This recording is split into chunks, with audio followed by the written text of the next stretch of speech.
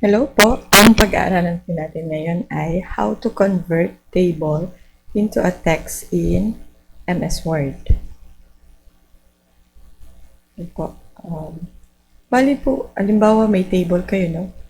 Gusto nyo, hindi na siya iti-table, no? Highlights nyo lang po siya. Tapos po dito sa may layout, yan. Makikita nyo po to, convert to text. Yan. Dun po sa convert to text, pwede po siya i-separate by paragraph marks, tabs, commas, or iba pa po.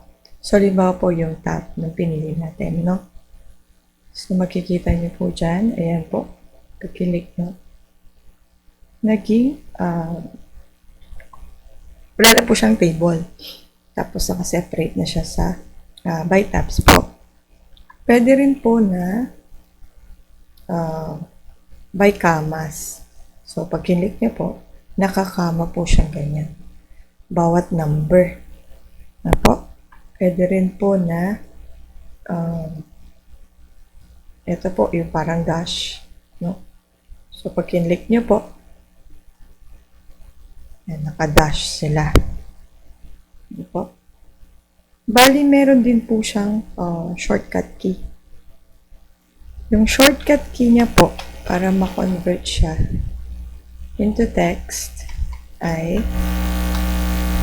Alt plus JLB plus Enter. So, gawin po natin na po. Alt, JLB, tapos Enter. Yan na po siya. Ano po?